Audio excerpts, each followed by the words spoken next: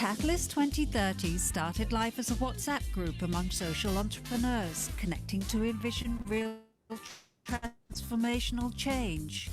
Launched at the World Economic Forum in January 2020, it's grown into a global movement accelerating change to ensure the SDGs are reached by 2030. Fueled by passion, our 550 members working in 175 countries have collectively put in an amazing 50,000 volunteer hours, touching the lives of 2 billion people. And we're driven by values, to which we hold ourselves accountable. 2020 was a busy year, co-creating 3 reports with partners and producing one of our own.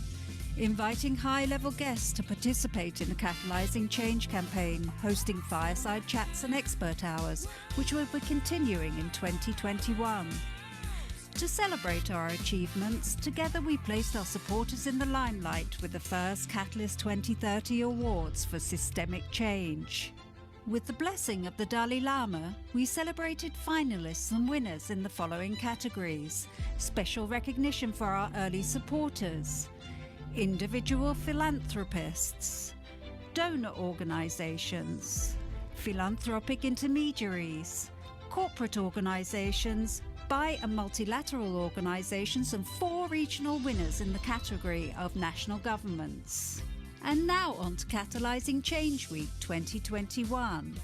During this social entrepreneur-led event, we bring together diverse stakeholders in over 100 sessions to showcase their systems change efforts and the best practices that can accelerate our work in pursuit of the SDGs.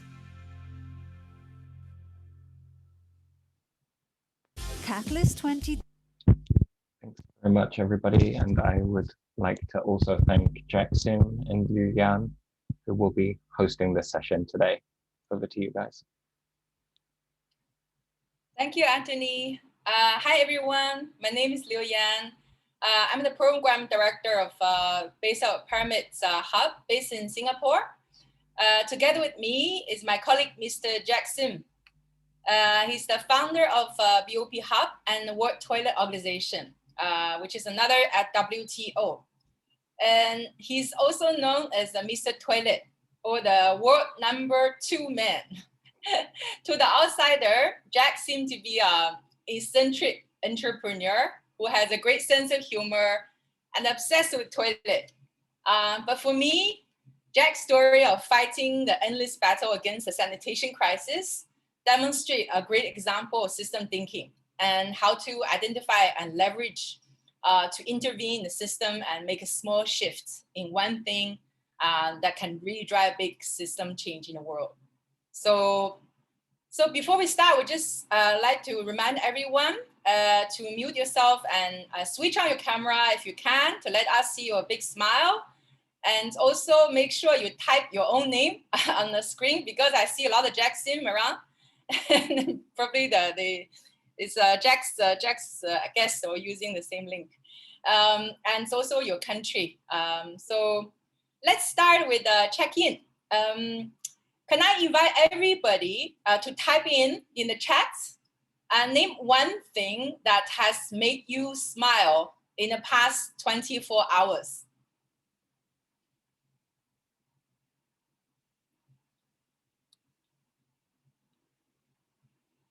Pizza. Oh, my boyfriend, Anna's boyfriend. Cool weather from the rain. Hong Kong milk tea for Jackson. A call from a friend overseas. And my family. That's beautiful. A friend dancing. That's great. I mean, it's in this kind of difficult time when we just all need to dance more. Meeting my swimming target. Yeah, that's very important too. Some students. And the connection energy between Catalyst 2030 members. Yes. Beautiful. Suggestion from me to attend this event. That really gave me a big smile. Wonderful. Thank you, Sharika. Thank you, everybody. And let's start our workshop. because we only have 1/2 an hour and we'll have a lot to cover. First, we'll start with Jack, and he will tell us his story. And I've heard his story like more than 100 times, and every time I learn something new, and there's always a crack a smile on my face. And so after that, we'll split into breakout rooms, and depending how many people we have today, we have about 93 people sign up for this workshop, and let's see how many actually show up. And we'll invite everybody to use a canvas. I call it the leverage points ideation canvas, to capture and map out what you have heard from Jack. And our aim here is not to create a solution, but to really map out possible intervention points around the given challenge, which is sanitation. So at the end of the session, we'll have opportunity to reflect on our own key takeaways. So without further ado, let's meet Mr. Jack Sim. I mean, the real Jack Sim is here, but I'm gonna play a video. Jack, want to say something, or I'm sorting out the video? Oh, so this is a workshop. So after, you will have to do some activity for yourself in your breakout group. There's no examination, so please don't be stressed. Okay, all right. So we're gonna just show this video. Everybody can see my screen? Yes? Yeah, all good.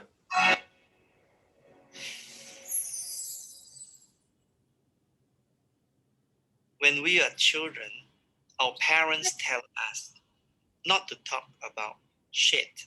This is a really serious problem. What you don't talk about, you cannot improve.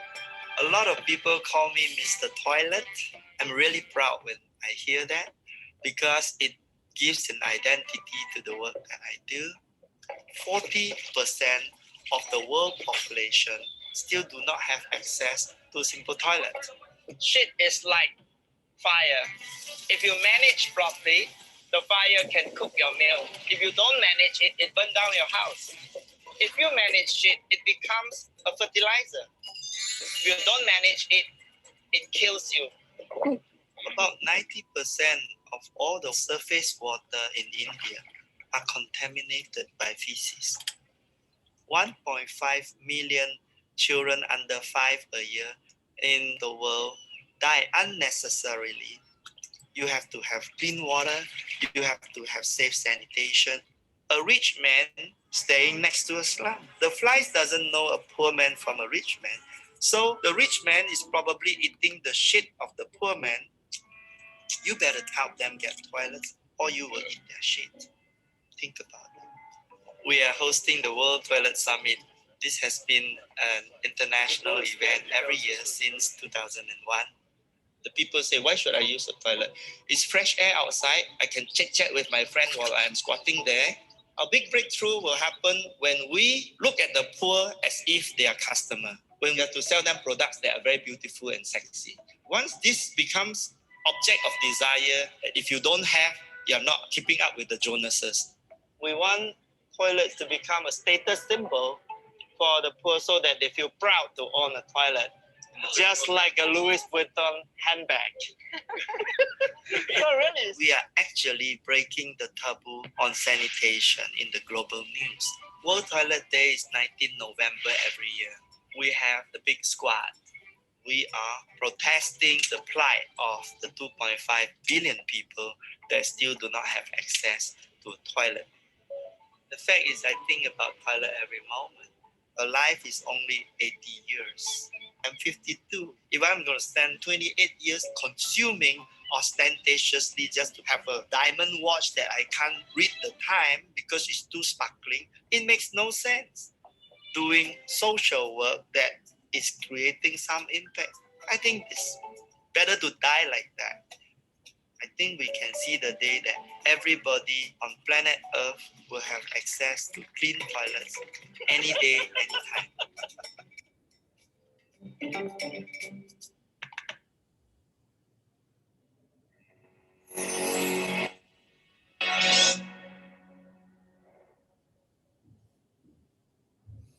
Thank you. So some entertainment. So everybody is smiling again because there's a lot of talk about shit inside, and no, people can't talk about shit because generally it seems to it's seen as a embarrassing subject, and it's rude. But you have to go to the toilet no matter whether what you think. So actually going to the toilet 6 to 8 times a day is like culture, and you need good toilet culture, and therefore you have to talk about it. Just like you talk about food and drinks, what goes into your body, you also have to talk about what comes out. And it's not rude, it's normal. Yeah. So I would like everybody not to be constipated anymore and to feel free to talk about toilets after this subject. So I'm going to share some PowerPoint, right? Can you see my screen? Yes. So it's about a leverage model. How do you change the world using a leverage model where you don't actually need a lot of resources yourself, but you can create the change through other people partnering with you or partnering with other people. So it's not important who does the job, but it's important that the job is finally done. So this is mission-driven thinking. Yeah. Sometimes a person want to do it and then want to be a hero. Then you will realize that after you reach a certain point, you cannot grow bigger because that's your maximum. Whereas if you are working with everybody else, then there's no limit. So this is the model. So the world has got more than 2 billion people who don't have toilets. So every year, millions of people die of diarrhea, and they are open defecating everywhere. So this is very unhygienic because the flies goes to the poop and then it goes to the food, and then the children eat the contaminated food, then they have diarrhea. And also, if the rain comes, it washes to the river, then the river get contaminated. People who drink the river water, they also get diseases. Yeah? So every morning, people squat on the roadside, and all the men on one side, on the woman on another side.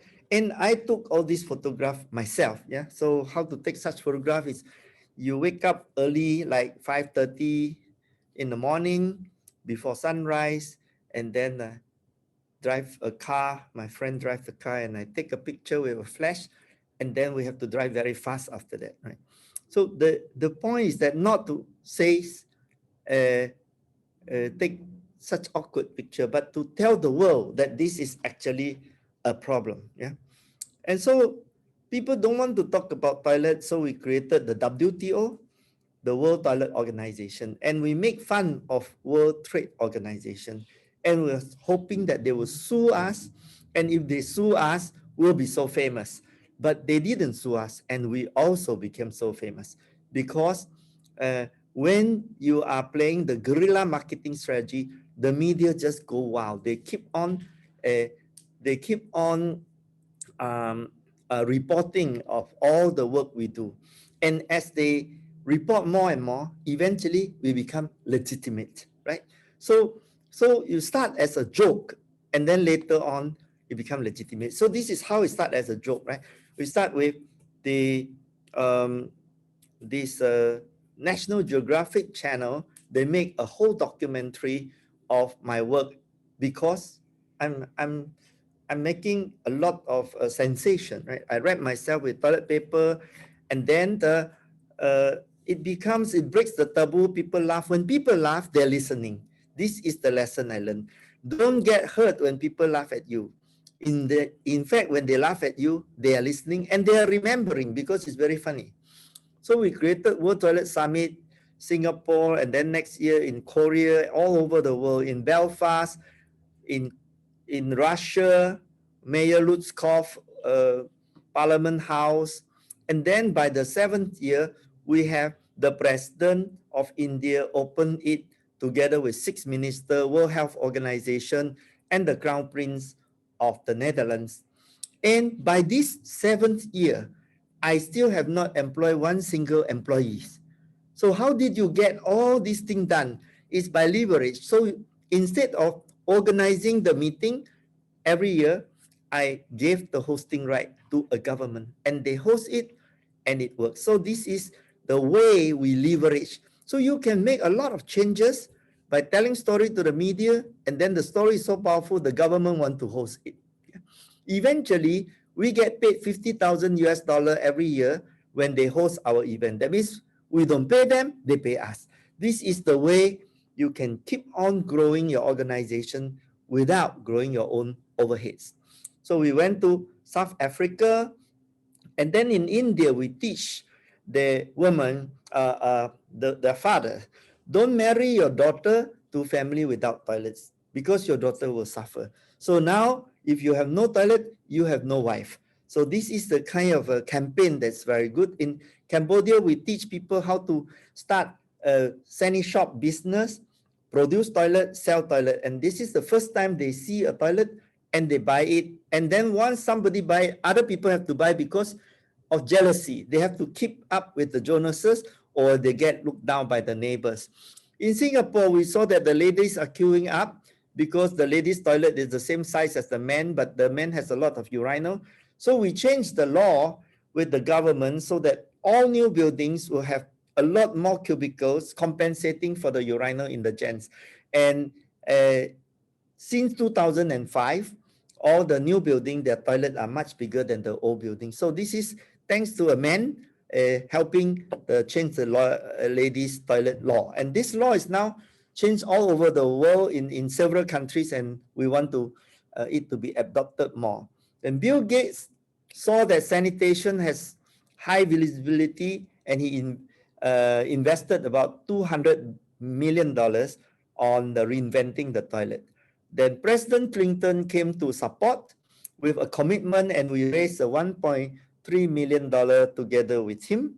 And then Time Magazine gave Heroes of the Environment Award. And then I went to the United Nations to lobby all the countries to adopt our founding day, 19th of November, as the official UN World Toilet Day. And it was adopted unanimously by all 193 countries. So a very small organization. Today we employ only one full-time staff and one part-time staff plus myself, telling story, leveraging, working with a lot of partners, and we can create every year about 2.5 billion audience readership with a zero budget for advertising. So we went to India and we have the most expensive actor in India, Salman Khan, fundraise for us on the spot. So he raised about $140,000 US for us. And Prime Minister Modi won a landslide victory for election, and he built 100 million toilets, and he came to Singapore and thanked us with this 2 flag photograph. So you don't need to be very big or very powerful or very rich. You just need to make this a movement. And when it's a movement, everybody join in, including the Prime Minister, right? Then somebody else, Akshay Kumar, make a movie. And then we saw Akshay Kumar make this Toilet a Love Story, which is a blockbuster. Then we asked Akshay Kumar, please come to World Toilet Summit. And he came, right? So it's quite fun to do NGO because suddenly you get to meet these people which you never meet in other ways. And then I start to influence all the religious leaders. So this photograph look a little bit like the Last Supper, but it's not the actual one. So in this case, all the religious leader in India join in to promote sanitation. We then created the World Toilet College together, and we created the first one in Rishikesh, which was a small one, and then we created a big one in Aurangabad, which is a 4-story building, donated by another Swami and sponsored by Racket, the Dettol and the manufacturer of Dettol. Yeah. So Matt Damon joined in to promote World Toilet Days. This one I never arranged. He just came up by himself and joined in to promote. So you can see the power of a movement. You just keep telling story, And the other people start telling story as well. And then everybody, even we didn't meet, we become partners. And even better, Jay-Z and Coldplay together perform on World Toilet Day in Mumbai for us to 80,000 free tickets. And everybody who wants a free ticket to watch Jay-Z, Coldplay, plus all the Bollywood stars, all they have to do is to promise to promote clean toilet in India. And of course, we don't know whether they carry out or not, but at least they type on the internet to get the free ticket that they promised. And this culture went on. Yeah. Then the Queen gave me an award for the Points of Light Award. It's not a knighthood, but it's good. Yeah. So in China, President Xi Jinping became the toilet champion. So I start to change my costume to a Liberation Army with a toilet roll. So every day you go everywhere, you start having fun, you adapt yourself. And we built 15 school toilets in Henan and Guangxi province. And then we call it Rainbow School Toilet. And right now we are proposing to the Chinese government to adopt it for all 214,000 schools. So originally the toilet looks on the like a left side and very it's a hole in the ground, full of flies, very dirty, no privacy. And then we built it with cubicles, just like what we're using in the cities. Then finally, we are setting a world toilet standard now. By setting standard, we call 20 professors all over the world from experts, and we use their publication and we are compiling now. Even that doesn't cost any money. So this is the way we keep on leveraging.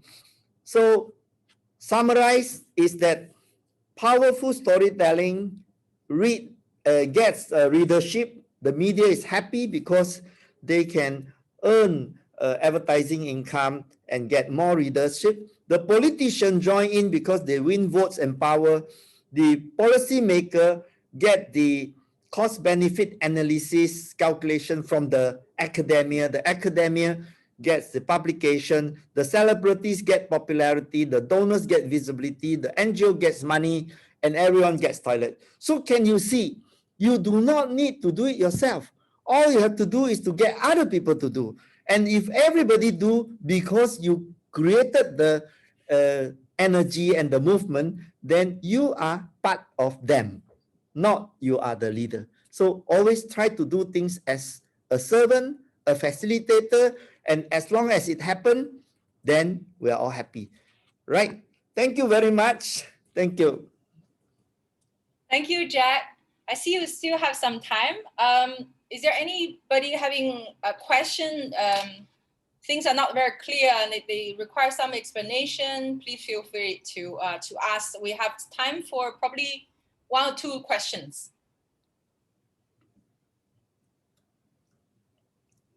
Yeah, big applause. Unfortunately, everybody muted themselves. You can't hear the applause. Jack, I can go. That's wonderful. That's incredible. Like, hats up. I think you impressed everybody. What would be your one tip to try and transfer some of this knowledge you have and help people who want to achieve something similar in convincing all of these enablers to support their change, but don't have a taboo to break? How would you transfer that to a space where there is no taboo to break? So every time you have an issue, try to think of who are your audience, what is the story you want to tell, and then craft it in a way that it is a very emotionally, say, arousing story.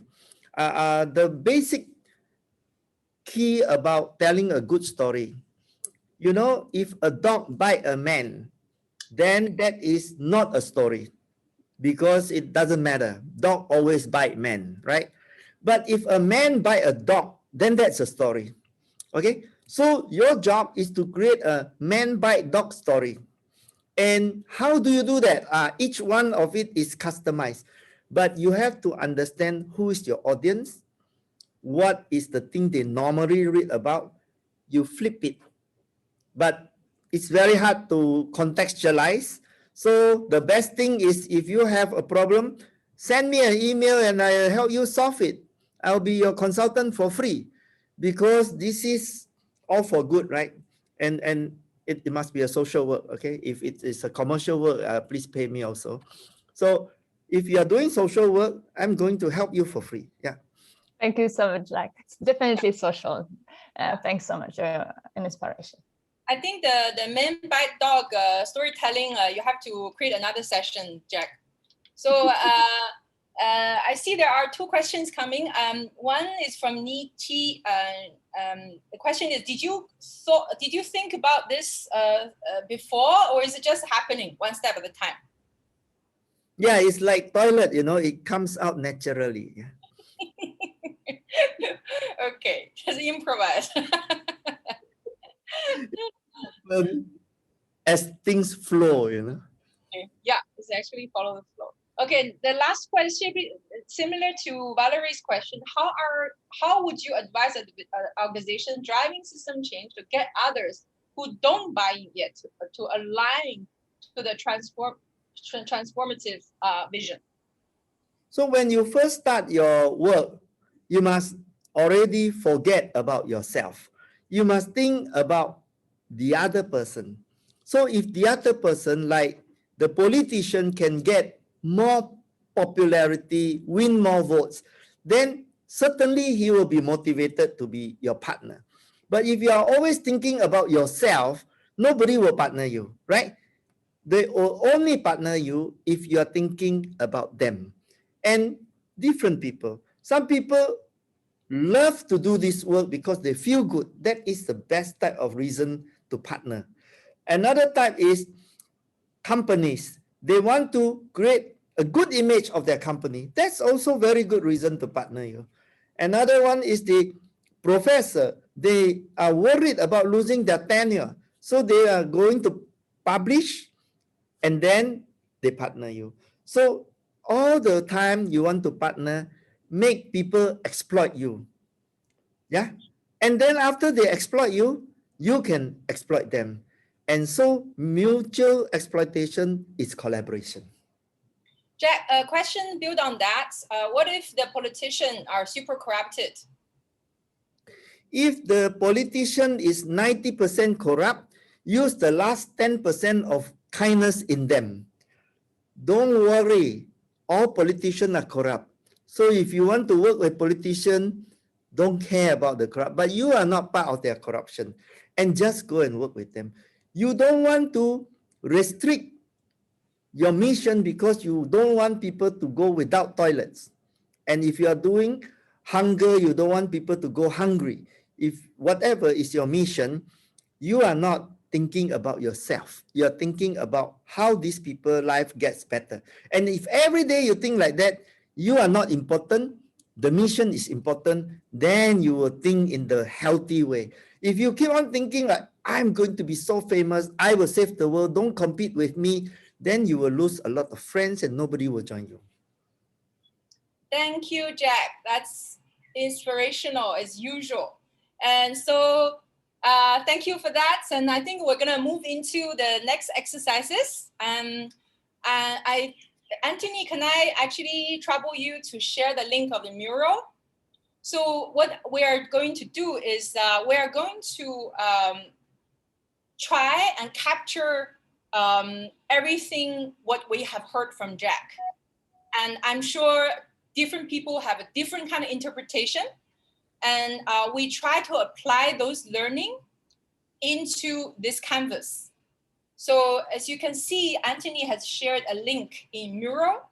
If you click on the link, and you can go straight away into the canvas. It's called a leverage point ideation canvas. So I'm going to share the screen with you.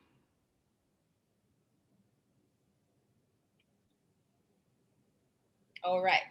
So can you see the screen? It's a bit small, the print. Okay, yeah, no problem. So this this canvas looks a bit like a bullseye. Yeah, so it's let's start with actually what's in the middle. Okay.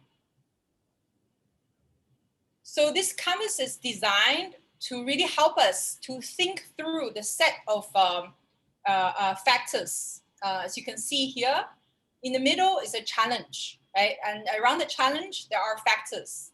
The factors surrounding the given challenge and try to find the leverage points in the system that may shift the dynamic. And we will first define what the challenge is. So in this case, it's about lack of access. There are a lot of people in the world lack of access to basic hygiene, basic sanitation, right? And then we will map out the key elements affecting this challenge and how they're interrelated. So you can see there are cultural factors, there are economic factors, there are technological factors, there are environmental factors. So I would like to invite you to actually dive deep.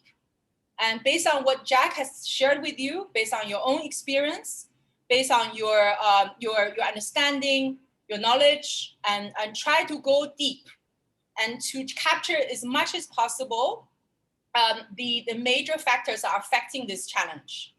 And then we look at all the factors and try to find relationship between these factors. So this is actually two steps on the factors mapping. The next step is about constraints. So as you can see that along each of these dimensions, there will be a limitation that if you address it properly, it will actually provide you an opportunity to overcome the main challenge.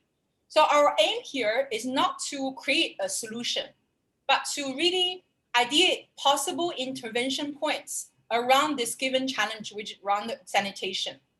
So if we act upon in a coordinated fashion, and those leverage points could actually help to shift the system to a new dynamic. So I will just explain one more time, and because it's very small, and I will just make it a little bit bigger. So here, circle one, we define the challenge first. So we define what the challenge we're working on today, and take time to think about it. Usually, I mean, today the challenge is very straightforward. It's about sanitation. But if you think about, in your own workspace, so in your own social impact work, what is actually the big challenge you're addressing? So usually it's really worthwhile to take time to think about this because it will shape the rest of the exercises. And a question really sets the stage for the emergence of valuable insights and outcomes. And the second factor, the second circle, is to match, really to map the system, define what are the main factors affecting the challenge or issue you have defined. So we'll have a lot of sticky notes here in the mural.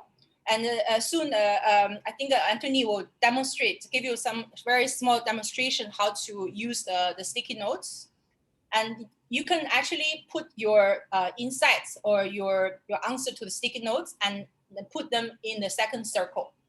And also remember using the line to connect the factors that are interrelated.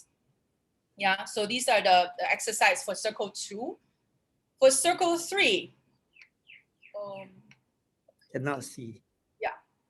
Okay, you see the circle 3, the constraints. Yeah. So constraints means what are the blockage, and that is you have identified once you really map out those kind of factors. So you try to define. Sorry. No money is a constraint, right? You have to put it into context, Jack. So try to define what the blockage would be. For example, it could be technology constraints. It could be policy. It could be lack of skill. And so the ecosystem usually face many blockage around those kind of different dimensions that you identified. So, for example, like new ideas, like behavior factors, cultural assumption. Like people just want to chit chat outside and using open like space for defecation and they enjoy it. So or finance and information, those are a lot of blockage. So those are the points you can identify where we can actually intervene. The last circle, which is circle 4, which is the outer circle, which is it is a how might we question. The how might we question define what are actually the possible activity we could do to overcome these limitations and enable to be a more effective responses to the challenge. So we actually reframe the main challenge into multiple sub-challenges. And so these are the entire exercises, and we focus on the sanitation issue based on what Jack has provided to you. And myself and Jack will be roam around different breakout rooms. So right now we have, Anthony, how many people we have? We 30. have 29 people. So there's... Yeah, we have about 28 people. I think we can split into 6 groups. Mm-hmm. 5 groups, and so each group will have about 5 people, 6 people. Yes, yeah, I will just set that up. Yeah. And Anthony, do you want to demonstrate the mural first, or you want to split people into breakout rooms? I'll demonstrate it first and then split people. Are we coming back to the room after this? Yeah, we'll have about 25 minutes for this exercise. Then we'll come back to the plenary, and we'll have about 15 minutes for each group to share what they have captured in their canvas. Each group will have about 2 minutes to share some key finding, not every single sticky notes, of course. Sounds good. Yes. The answer to the question, is the recording available? The answer is yes, but I don't know the breakout whether it's Yeah, unfortunately, we can't record in the breakout rooms. yeah, only in the plenary. Yes. Yeah, and the good thing would be take a screenshot so after you have done the exercise, and so you can take your own exercise with you. And yes, so I would like to just quickly demonstrate how to use the mural in case people aren't familiar with it. So this is the whole collaboration space that we are working on. So you'll be put into one of 6 groups, and depending on which group you join, you can navigate to one of the 6 bullseyes that Liu Yan just demonstrated. And you can zoom in. If you have a scroll wheel on your mouse, you can use that to zoom in. Otherwise, you can use this slider here. Oops. So the plus or minus buttons to zoom in and out. You click and drag with your mouse to navigate around the space. And then you can zoom in. And as Liu Yan said, the first exercise is to define the challenge. So in your groups, you can discuss it. Maybe you want to nominate one person who will be kind of like the scribe, who will do the screen sharing and do the interacting with the mural, but you can also all do it together collaboratively. And how you interact with the mural is by double clicking. You can generate a post-it note and then type in that. So the challenge is lack of access, or someone else says social stigma, for example, and then cultural norms. As Liu Yan said, there would be interrelations between the factors. So on the left hand side here, you can generate a line, and you can put those between the 2 things, showing a connection. I hope that gives you just a quick demonstration. If you have any trouble, there's a button to ask for support, and I will be able to drop in and help out.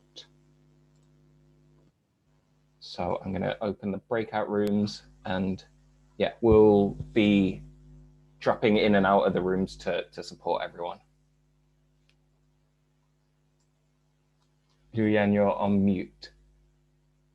Sorry. Yeah, but maybe you can share the link again, because some people just joined a few minutes ago. Sure. Yeah, sounds good. I'll share the link first, and then I'll send everyone into the breakout rooms. So for those who haven't got it, I've just put the link to the mural collaboration space in the chat. Yeah. Remember that the room, the breakout room number, that will be your Canvas number. Okay, so I'm gonna send you all into your breakout rooms now.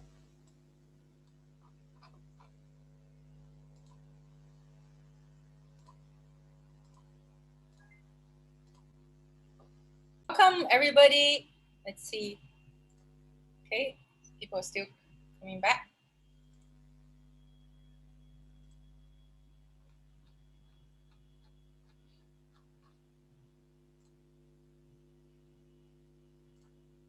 Okay. Wow, very, very interesting conversation. I went to each single one room, and some story are very, very touching, and I heard some really wow, surprising facts and also experiences that people shared around the world, from Africa to India to China. So now I'm going to invite Anthony to just navigate in Mural and show us each group. And I will invite each group to select one member or two members to share one or two like super intriguing or interesting insights that you feel that's coming out of this exercise. Shall we start with the group one? Wow. Super productive group. Charlie?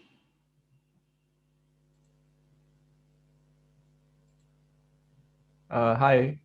Our group is a bit quiet, so we're just doing on our own. So you can see a lot of ideas over here, but it's not so well coordinated. Yeah, and I think we haven't draw the lines between the different related post-it pads. Yeah. Sticky Okay. notes. Yeah. So we haven't really complete this, but it's still like trying to arrange this because there are some duplicates here and there. Yeah, maybe you can start with your challenge question and then share just one thing that really intrigued you through this exercise. So our challenge is quite straightforward because we are familiar with the term. So we use sanitation and hygiene. Obviously, that's related to toilets and even going beyond toilets. So in terms of what is interesting, I think this is a very organized approach. So that we look at the different areas. So it forces us to think so that we don't just think in, let's say, the certain aspect like economic, we miss out on the culture, which are the soft aspects, which are also very important. And it forces us to think and connect the different points together. So I thought this is a very systematic way of trying to address a particular problem from a pretty 360 type of vantage point. Okay. Yeah. So you really enjoyed the model itself and this kind of way of thinking. I do. Yeah. And maybe anybody else from your group want to share a few things that really stands out, and like the sticky notes you have shared here that you have never really come across before. Because I know many of you know Jack and you know the story, and what actually stands out today through this exercise. Please unmute yourself if you want to speak. Yeah, okay. I think it's when you put it up physically, then you sort of quantitatively you can see more. There's actually a lot of factors involved, right? So when we place it in writing, then we realize that I realize, of course, there's a lot more. So even though we know that subject, we have them on paper. I guess next time we had more time, I would actually put them in priority or top urgent to medium urgent. It may be very difficult to have them as a numbering system, but we can see that these are very good talking points Okay, yeah. Thank you. Thank you. Can we move on to group 2? Anyone want to share what they have put here so far?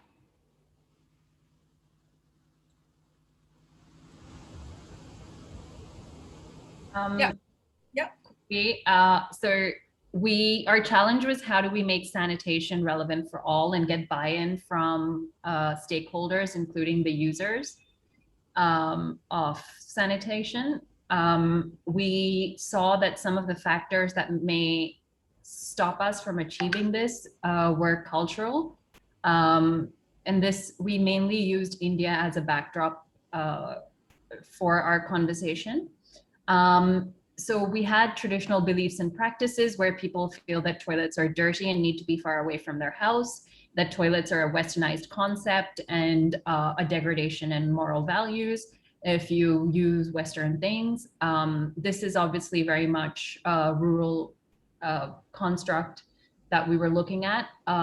We also applied a gender lens to it to see that it's unsafe for women to go alone into toilets, and women tend to go in groups. So to have, you know, outdoor pooping is safer than going into a closed space.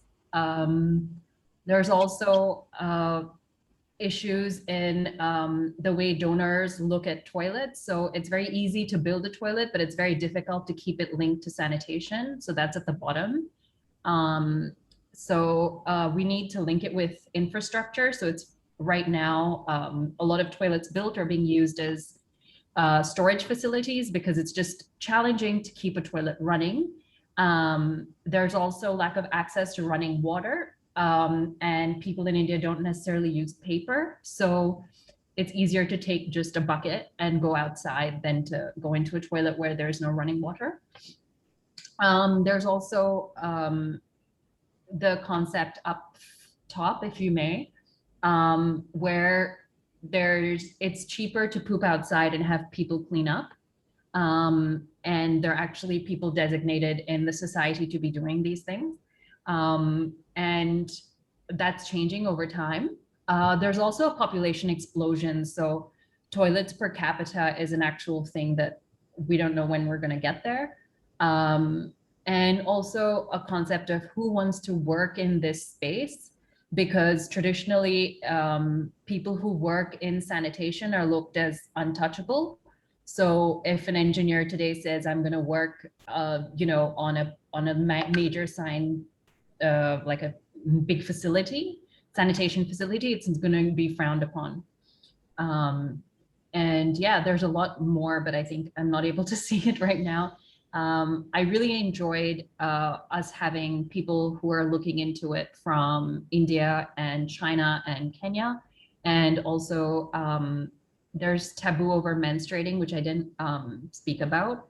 So you wouldn't go into the toilet if you're menstruating, which is counterintuitive in a Western space.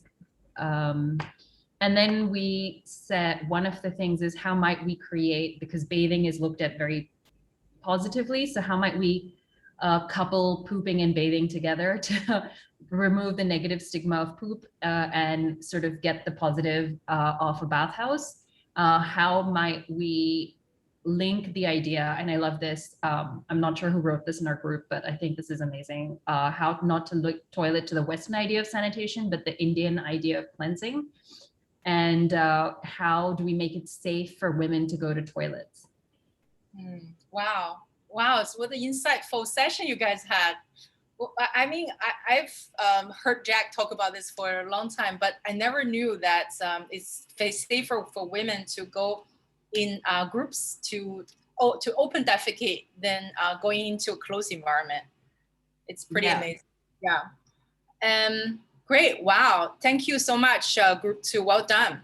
And shall we move to group 4? I think group 3 is empty, right? Yes.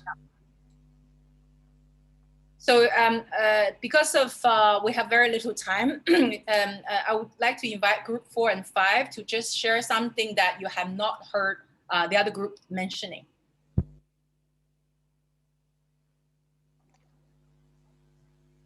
I can go from group 5 because I was playing both the role of insider and outsider.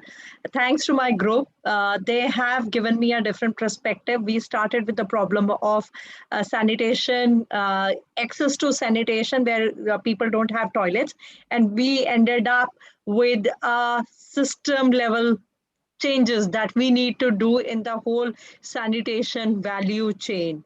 So we had a good discussions that there are problems at different level, and we can learn from different countries, different organizations that are working in the sector, and advocate those solutions that already exist on the ground. Okay, Sharika, you are from group 5, right? Anthony, Group 4. Oh, group 4. Oh, sorry about that. Yeah. Okay.